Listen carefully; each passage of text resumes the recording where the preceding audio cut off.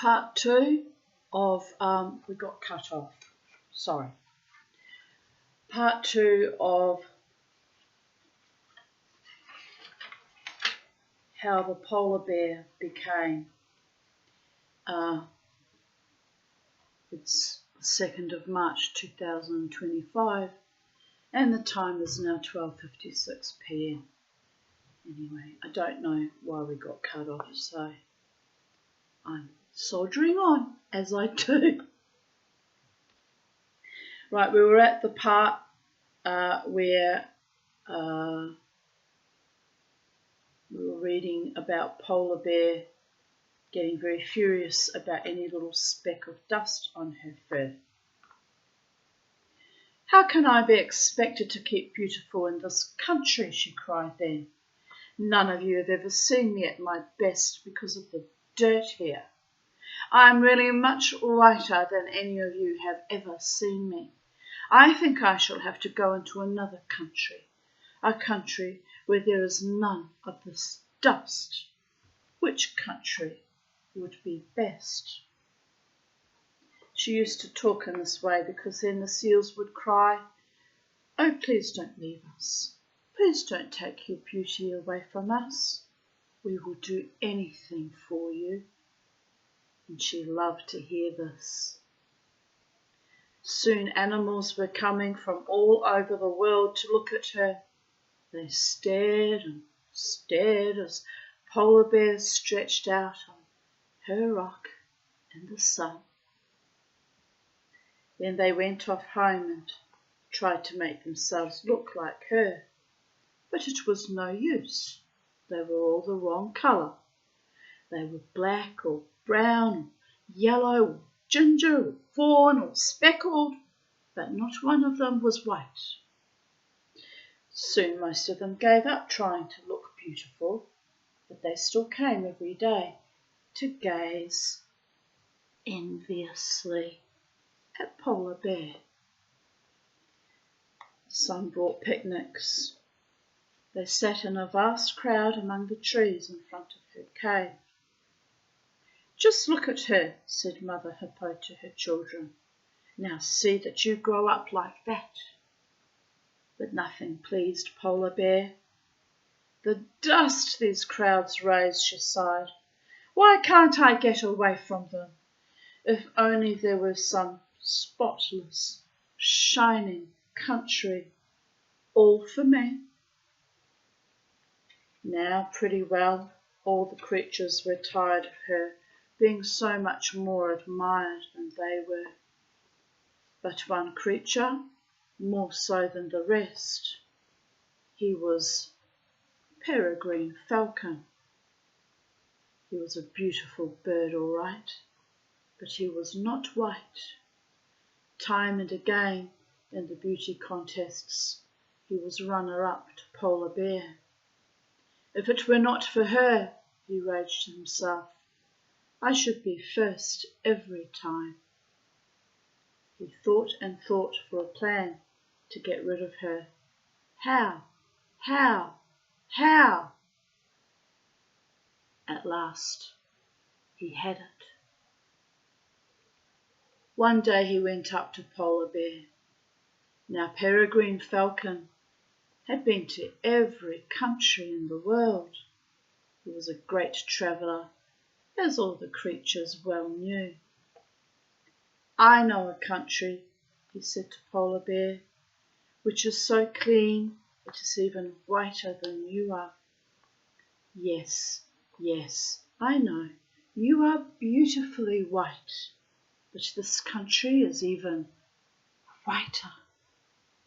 The rocks are clear glass, and the earth is frozen ice cream. There is no dirt there, no dust, no mud.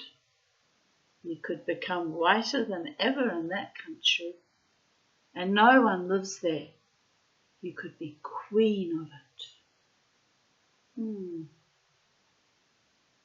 Polar Bear tried to hide her excitement. "I could be queen of it, you say?" she cried.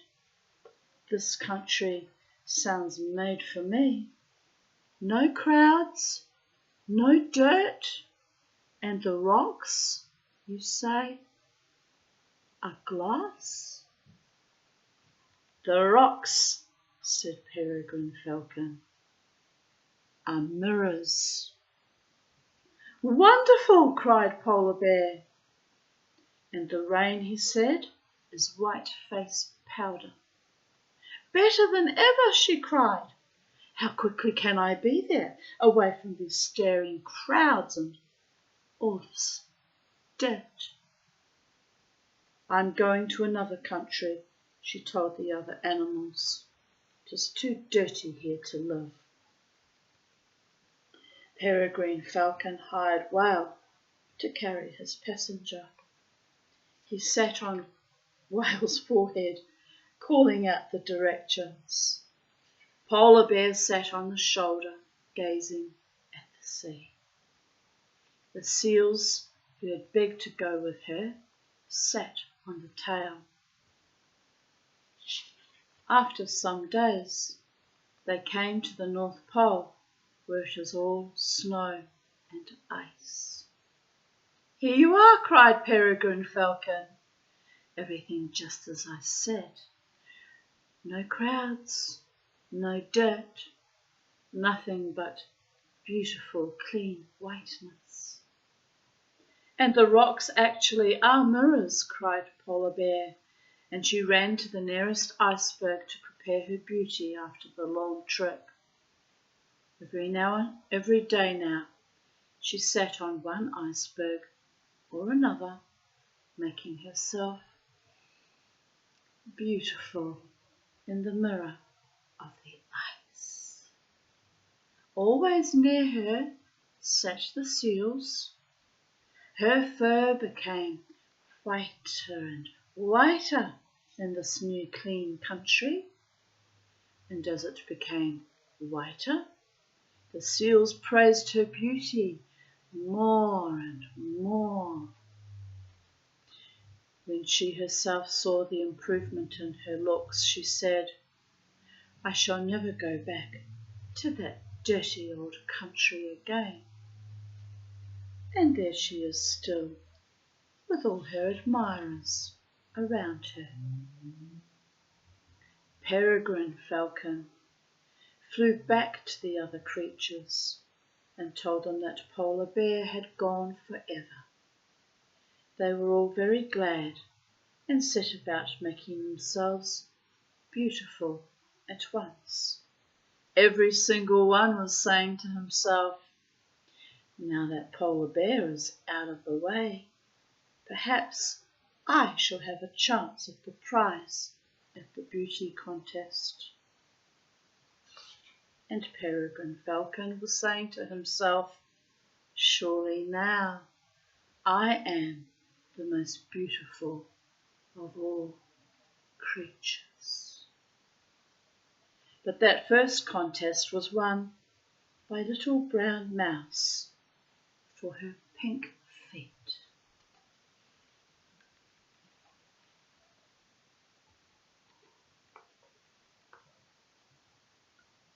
How the Hyena Became. One creature, a wild dog becomer called Hyena, copied Leopard Becomer in everything he did. Leopard Becomer was already one of the most respected creatures on the plains. He was strong, swift, fierce, graceful, and had the most beautiful spotted skin. Hyena longed to be like this. He practiced walking like him, crouching like him, pouncing like him. He studied his every move. I must get it perfect, he kept saying to himself. He followed Leopard Becomer so closely, in fact, that he never had time to go off and kill his own game. So he had to eat what Leopard left. Leopard didn't take it all kindly to Hyena and often made him wait a long time for the leftovers. In this way, Hyena grew used to eating meat that was none too fresh. Nevertheless, so long as he could keep near Leopard, he was satisfied. Only one thing could take him from Leopard's track, and that was a chance to boast to the wild dogs. "You're nothing but a wild dog yourself," they said. "Who do you think you are, putting on these leopard airs?" "Ha ha," he replied. "You wait. Watch me and wait. You're in for a surprise. I'll be a leopard yet." One morning he awoke to find his skin covered with big spots, almost like a leopard's.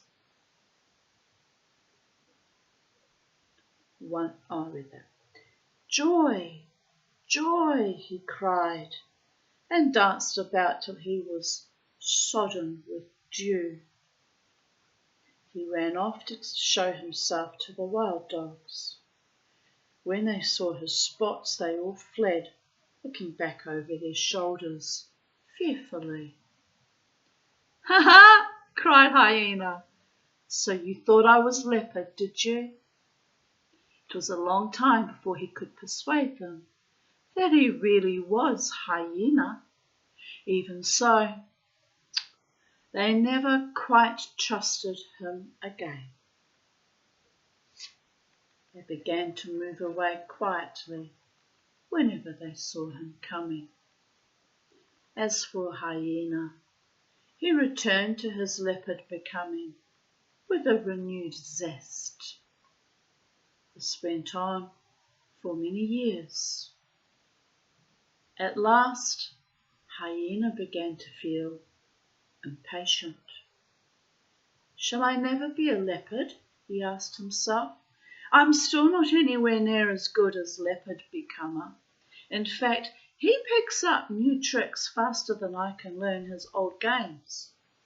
He ran to the wild dog becomers. "Am I leopard yet?" he asked.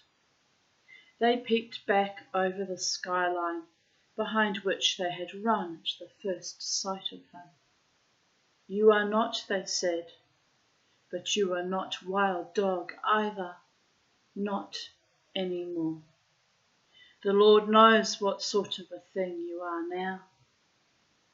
Hyena went back to leopard. For some years he went about in a very disgruntled condition, but still following leopard. One day he came as close to leopard as he dared and said, "Leopard, shall I never become a leopard, Leopard?" Leopard looked at him in disgust. "You," he said, "have already become what you are going to become." "And what is that, please?" asked Hyena politely. "You have become," said Leopard, "a leopard follower." Hyena retired to a safe distance and thought about this. He became very embittered. "Very well," he said at last. "If I cannot ever be a leopard, that's finished it. I shall go back to being a wild dog. Leopard is a stupid creature anyway, calling me a leopard follower." And he ran back to the wild dogs.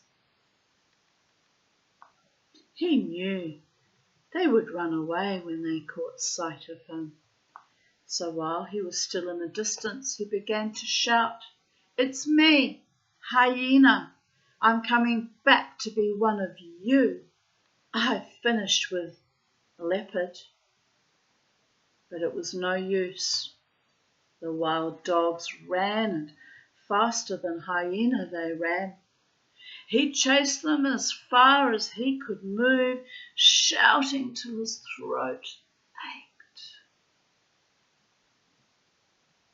At last he stood alone, panting in the middle of a flat, empty, silent plain.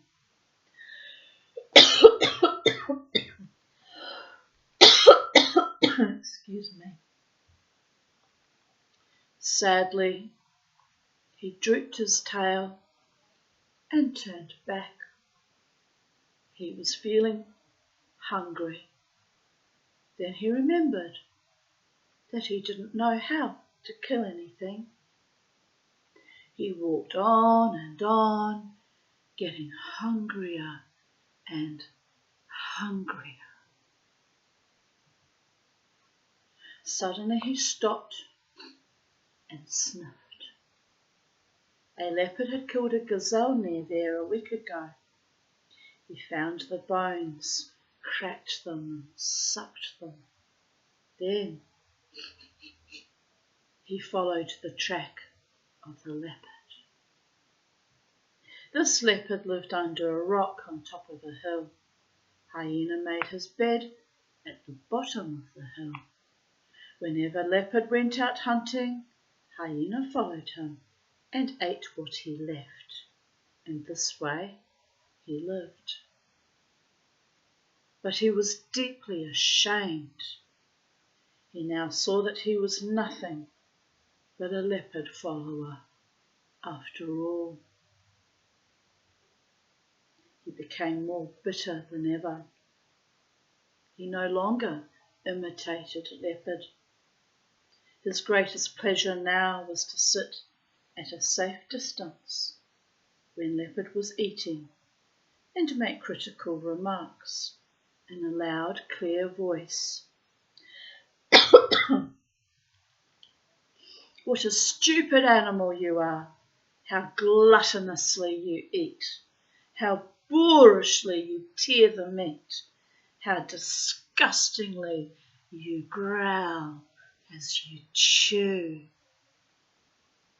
And between each comment, he gave a laugh, a loud, mocking laugh, so that all the other animals within hearing would think he was getting the better of leopard in some way.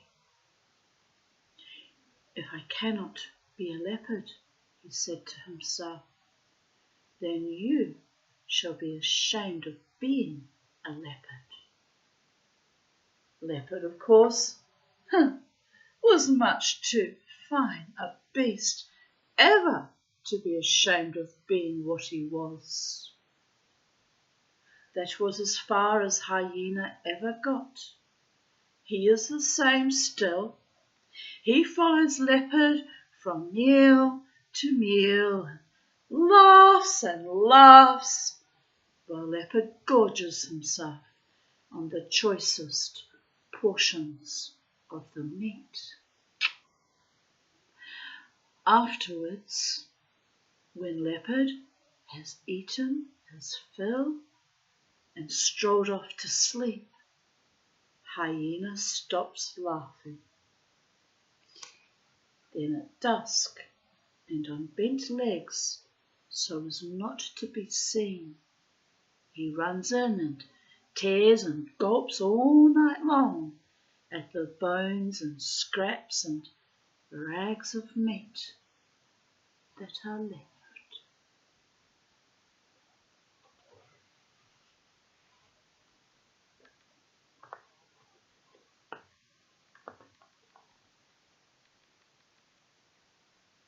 How the tortoise became. When God made a creature, he first of all shaped it in clay. Then he baked it in the ovens of the sun until it was hard. Then he took it out of the oven, and when it was cool,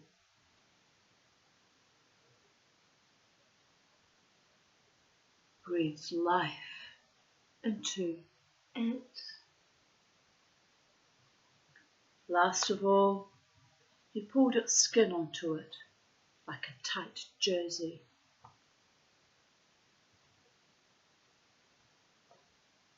All the animals got different skins. If it was a cold day, God would give to the animals he made on that day a dense woolly skin. Snow was falling heavily when he made the sheep and the bears. If it was a hot day, the new animals got a thin skin. On the day he made greyhounds and dachshunds and boys and girls, the weather was so hot, God had to wear a sun hat and was calling endlessly for iced drinks. Now on the day he made Tortoise, God was so hot, the sweat was running down onto the tips of his fingers. After baking Tortoise in the oven, God took him out to cool. Then he flopped back in his chair and ordered Elephant to fan him with its ears. He had made Elephant only a few days before and was very pleased with its big flapping ears. At last he thought that Tortoise must surely be cool. He's had as long as I usually give a little thing like him, he said, and picking up Tortoise.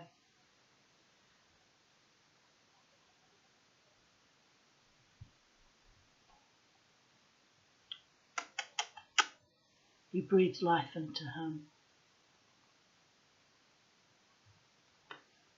As he did so, he found out his mistake.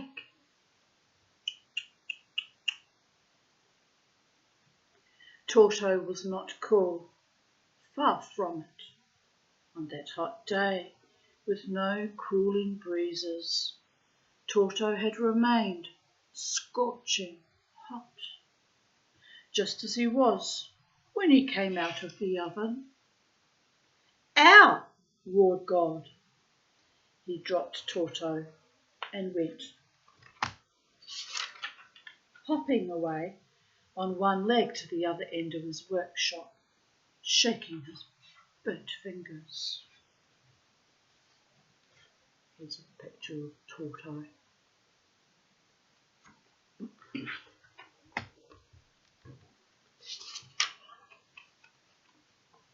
"Ow! Ow! Ow!" he roared again and plunged his hand into a dish of butter to cure the burns. Pardon me.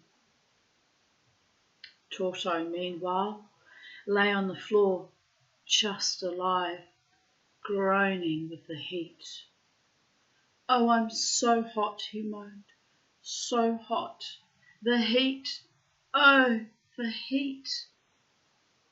God was alarmed that he had given Tortoise life before he was properly cooled. "Just a minute, Tortoise," he said. "I have a nice thin cooling skin on you in a jiffy. Then you'll feel better." But Tortoise wanted no skin. He was too hot as it was. "No, no," he cried. "I shall stifle. Let me go without a skin for a few days. Let me cool off first." "That's impossible," said God. "All creatures must have skins." "No, no," cried Tortoise, wiping the sweat from his little brow. "No skin." "Yes," cried God.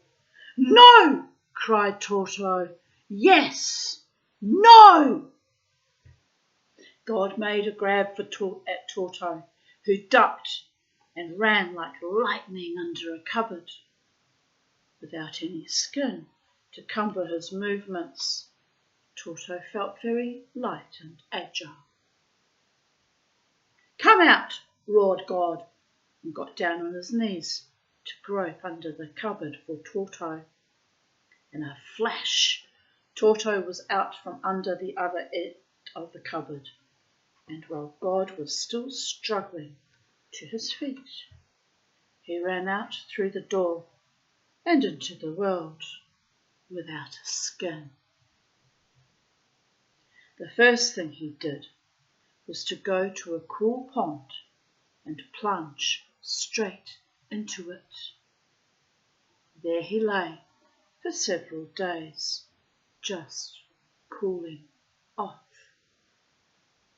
Then he came out and began to live among the other creatures, but he was still very hot. Whenever he felt his own heat getting too much for him, he retired to his pond to cool off in the water. In this way he found life pleasant enough, except for one thing. The other creatures didn't approve of Tortoise. They all had skins. When they saw Tortoise without a skin, they were horrified. "But he has no skin," cried Porcupine. "It's disgusting," cried Yak. "It's indecent." "He's not normal. Leave him to himself," said Sloth. So all the animals began to ignore Tortoise. But they couldn't ignore him completely, because he was a wonderfully swift runner, and whenever they held a race, he won it. He was so nimble without a skin that none of the other creatures could hope to keep up with him. "I'm a genius runner," he said. "You should respect me. I am faster than the lot of you put together. I was made different." But the creatures still ignored him. Even when they had to give him the prizes for winning all the races, they still ignored him. Tortoise was a very swift mover, they said, and perhaps swifter than any of us. But what sort of a creature is he? No skin. And they all turned up their noses. At first, Tortoise didn't care at all. When the animals collected together with all their fur brushed and combed and set neatly, he strolled among them, smiling happily, naked. "When will this disgusting creature learn to behave?" cried Turkey, loudly enough for everyone to hear. "Just take no notice of him," said Alligator, and lumbered round in his heavy armour to face in the opposite direction. All the animals turned round to face in the opposite direction. When Tortoise went up to Grizzly Bear to ask what everyone was looking at, Grizzly Bear pretended to have a fly in his ear. When he went to Armadillo, Armadillo gathered up all his sons and daughters and led them off without a word or a look. "So that's your game, is it?" said Tortoise to himself. Then aloud he said, "Never mind. Wait till it comes to the races." When the races came later in the afternoon, Tortoise won them all, but nobody cheered. He collected the prizes and went off to his pond alone. "They're jealous of me," he said. "That's why they ignore me. But I'll punish them. I'll go on winning all the races." That night, God came to Tortoise and begged him to take a proper skin before it was too late. Tortoise shook his head. The other animals are snobs, he said. Just because they are covered with a skin, they think everyone else should be covered with one too. That's snobbery. But I shall teach them not to be snobs by making them respect me. I shall go on winning all the races. And so he did. But still the animals didn't respect him.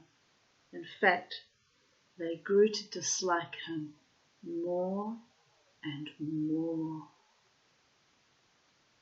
One day, there was a very important race meeting, and all the animals collected at the usual place.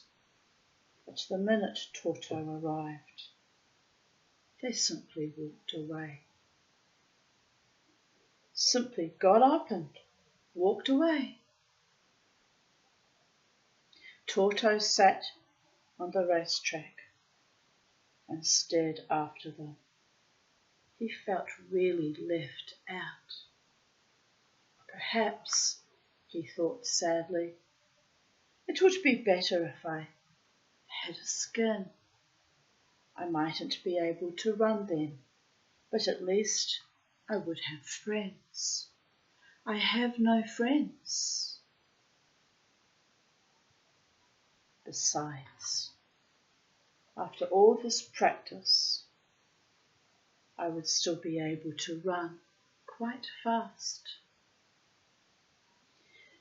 But as soon as he said that, he felt angry with himself. No, he cried, they are snobs. I shall go on winning their races in spite of them. I shall teach them a lesson. And he got up from where he was sitting and followed them. He found them all in one place, under a tree, and the races were being run.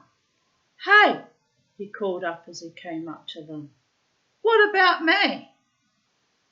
But at that moment, Tiger held up a sign in front of him. On the sign, Tortoise read, "Creatures without skins are not allowed to enter." Tortoise went home and brooded. God came up to him. "Well, Tortoise," said God kindly, "would you like a skin yet?" Tortoise thought deeply. "Yes," he said at last, "I would like a skin, but only a very special sort of skin." "And what sort of a skin is that?" asked God. "I would like," said Tortoise, "a skin that I can put on or take off, just whenever I please." God frowned. "I'm afraid," he said, "I have none like that." "Then make one," replied Tortoise. "You're God." God went away and came back within an hour. "Do you want a beautiful skin?" he asked. "Or do you mind if it's very ugly?" "I don't care what sort of skin it is," said Tortoise, "so long as I can take it off or put it back on again, just whenever I please." God went away again and again came back within an hour. "Here it is. That's the best I can do." "What's this?" cried Tortoise. "But it's horrible." "Take it or leave it," said God, and walked away. Tortoise examined the skin. It was tough, rough, and stiff. "It's like a coconut," he said, "with holes in it." And so it was, only it was shiny. And when he tried it on, he found it quite snug It had only one disadvantage. He could move only very slowly in it. What's the hurry, he said to himself then. When it comes to moving, who can move faster than me? And he laughed. Suddenly he was delighted. Away he went to where the animals were still running their races. As he came near to them, he began to think that perhaps his skin was a little rough and ready, but he checked himself. Why should I dress up for them? He said. This rough old thing will do. The races are the important thing. Tiger lowered his notice and stared in dismay as Tortoise swaggered past him. All the animals were now turning and staring, nudging each other and turning and staring. That's a change anyway, thought Tortoise. Then, as usual, he entered for all the races. The animals began to talk and laugh among themselves as they pictured Tortoise trying to run in his heavy, new, clumsy skin. He'll look silly, and then how we'll laugh. And they all laughed.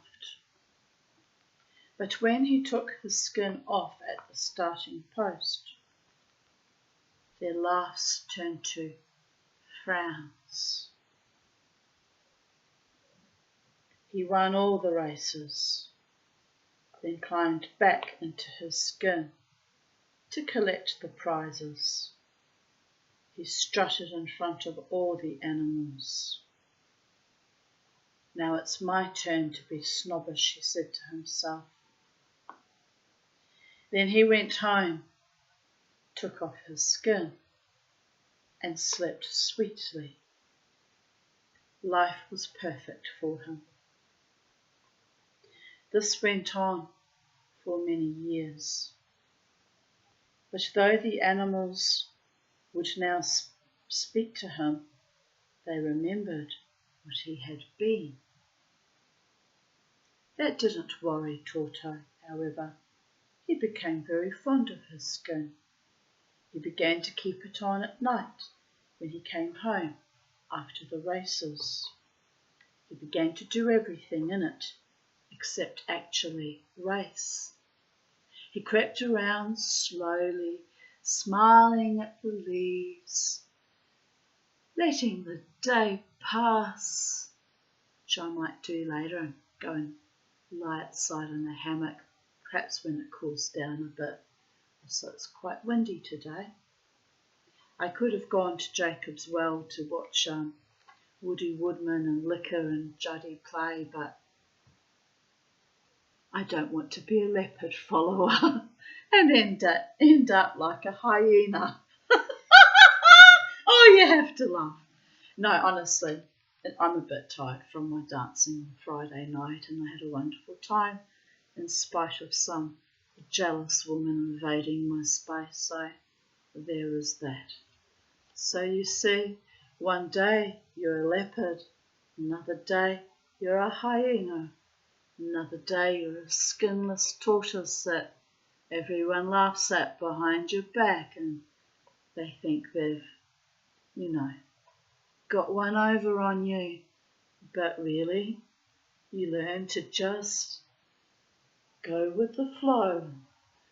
Enjoy watching the leaves turn, the wind in your hair, and sunshine in your hair, and in your weird old way you become more beautiful and more powerful than you ever dreamed when you were a little girl being bullied at school and abused at home, and you become invincible and indomitable babies. But the price you pay is sometimes isolation and loneliness.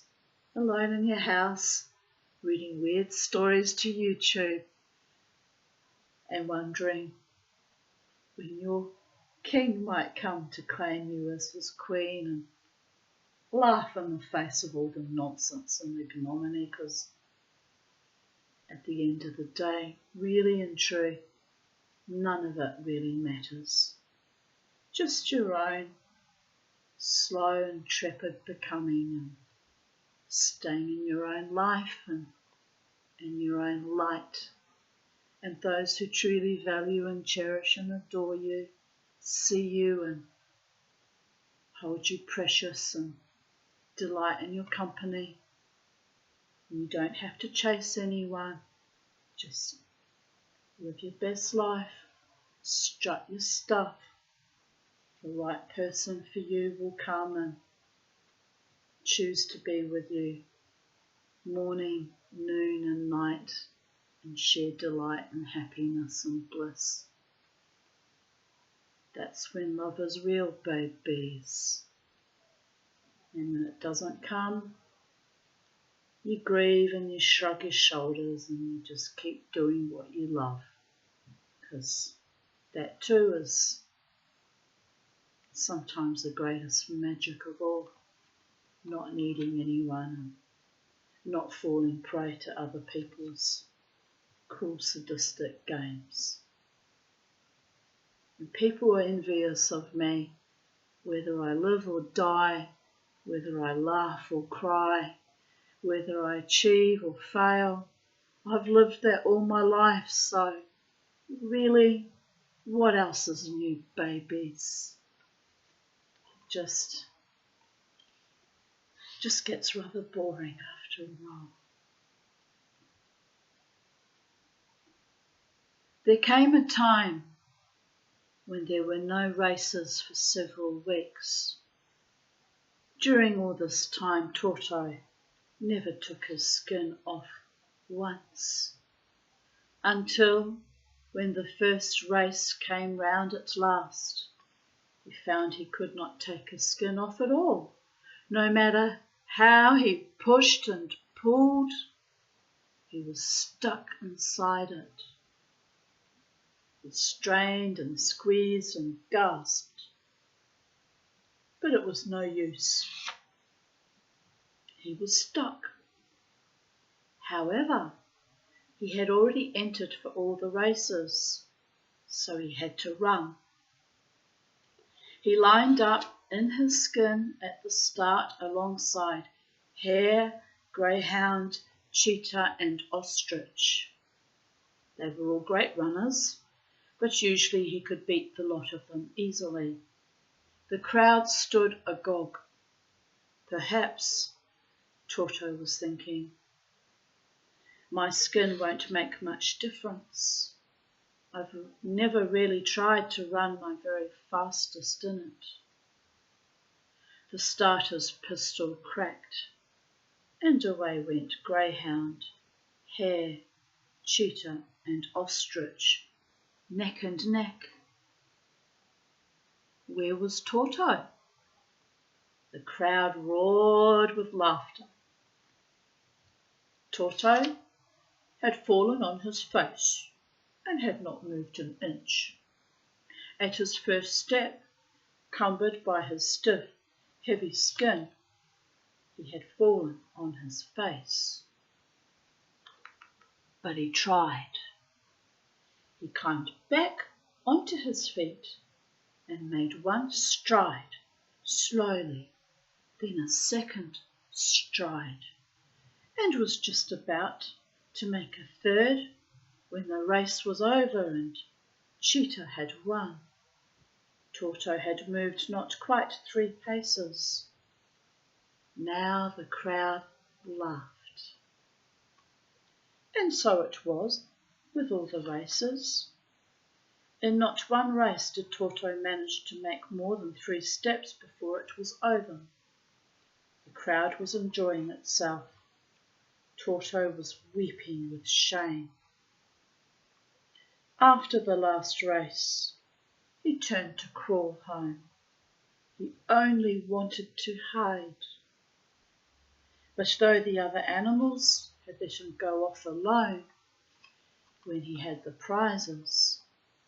Now they came alongside him in a laughing, mocking crowd. "Who's the slowest of all the creatures?" they shouted.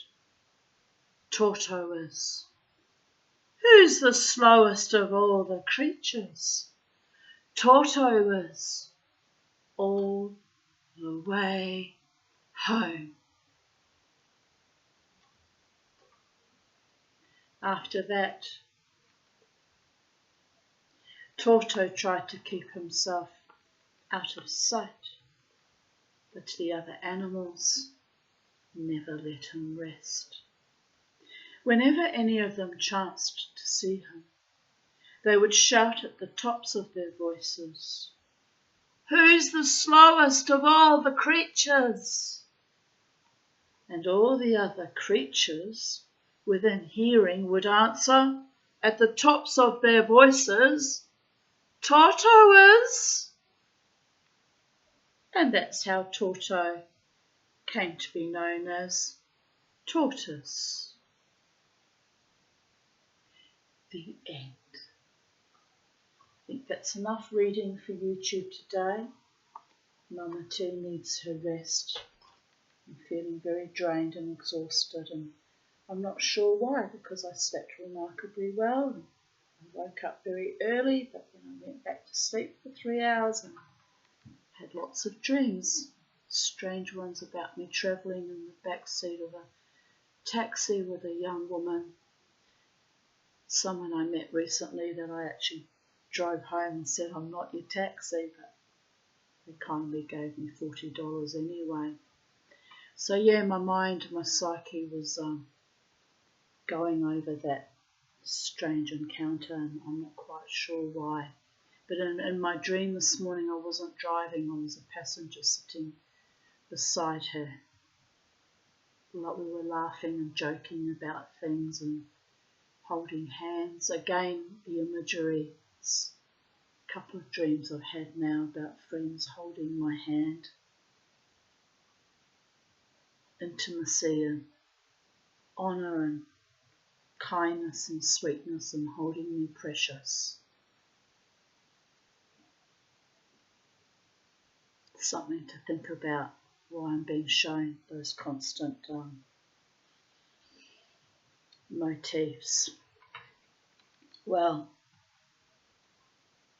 perhaps one day I'll meet someone who is proud and happy to be my partner in life and is happy to hold my hand or kiss me or the other good stuff that happens in the privacy of one's boudoir, and actually loves being with me and treats me accordingly, like a queen to a king, and is generous and loyal and faithful and supportive and loving and romantic and passionate and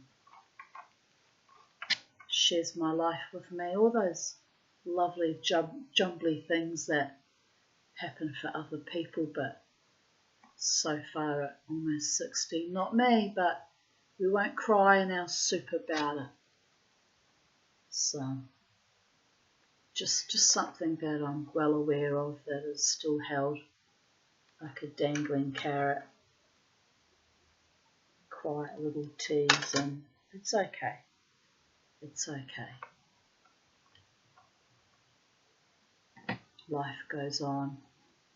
It's a beautiful day even though it's windy, so I shall enjoy the rest of it. And you never know what magic Mama T might co-create with the multiverse. You never know what joys and delights might await me. So, to you, my darlings, my fellow earthlings here on planet Earth, have a beautiful day wherever you find yourself. Bye for now from Sacred Space at Titania's Realm.